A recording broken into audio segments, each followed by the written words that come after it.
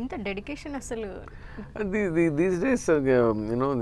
these youngsters are so అంటే dedicated. మేము కూడా కొరియన్వి చూస్తూ ఉంటాం కదా, అందులో ఏవో ఇట్లాంటివి ఒక 2-3 నేర్చుకుంటాం హోల్ అండ్, కానీ ఇంత బాగా నేర్చుకోవడం అనేది ఒక లాంగ్వేజ్ తెలియకుండా చాలా బాగా అనిపిస్తుంది. ఇంత డెడికేషన్ ఉంటే నేను ఈ పాటికి ఎప్పుడో కలెక్టర్, ఐఏఎస్, ఐపీఎస్ డైరెక్టర్ అయ్యారు కదా సార్, మళ్ళీ అది మొత్తానికి director అయ్యారు. కలెక్టర్లకే అంటే యాక్ట్ చేపిస్తున్నారు, మళ్ళీ కలెక్టర్ ఎందుకు అది కరెక్టే.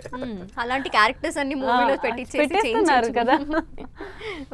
సో రాజ్ తరుణ్తో వర్క్ చేయడం ఎలా అనిపిస్తుంది? అంటే ఇంతమంది ఉన్నారు సీనియర్ యాక్టర్స్, వాళ్ళందరితో వర్క్ చేస్తూ ఫస్ట్ డెబ్యూ మూవీలో. అవును. సో నాకు రాజ్ తరుణ్తో మంచి గుడ్ ఎక్స్పీరియన్స్ వచ్చింది, చాలా మంచిగా నేర్పించారు. నేను ఫస్ట్ డెబ్యూ ఫిల్మ్ అయినా సార్ ఫస్టే నాకు చెప్పారు, అందరు సీనియర్స్ వస్తున్నారు, కొంచెం అలర్ట్గా ఉండు అనేది. సో కొంచెం వాళ్ళ టైమింగ్తో నాకు మ్యాచ్ అయ్యేది కాదు, నేను కొత్త అని. సో తర్వాత అలవాటు అయిపోయింది, చాలా కంఫర్ట్గా ఫీల్ చేశారు. రాజ్ కూడా చాలా సపోర్ట్ చేశారు యాక్టింగ్ చేయడానికి. అండ్ బ్రహ్మానందన్ సార్తో ఒక సీన్ ఉంది, కానీ ఆ సీన్లో నాకు ఎక్కువ మాటలు లేవు, కానీ నేను బ్రహ్మానందన్ సార్ యాక్టింగ్ చూసుకుంటూ అలా నిలబడ్డాను. సార్ అంటున్నారు నువ్వు ఎక్స్ప్రెషన్ ఇవ్వలేదు నేను చూసుకుంటూ. రాజా రవీంద్ర గారు కూడా ఉన్నారు నా ముందు, సో అలా చూసుకుంటూ వాళ్ళకు ఉండిపోయాను. తన్ని ఎలా తీసుకున్నారంటే ఎప్పుడు ఎట్లా తను స్ట్రైక్ అయింది మీకు?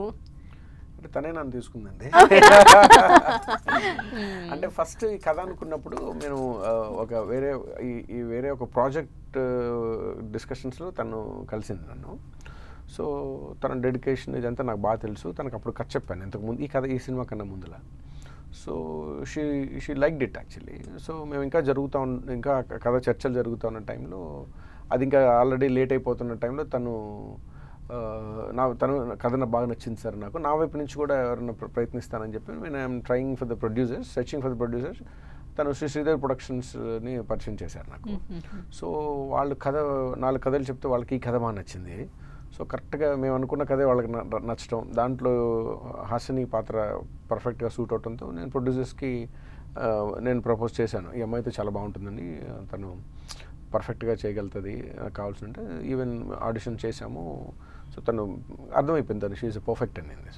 సో అలాగా తను ఈ ప్రాజెక్ట్లోకి రావడం, మమ్మల్ని ఇద్దరిని ప్రొడక్షన్ని డైరెక్టర్ని కలపడంతో తనే సూత్రధారి అయింది.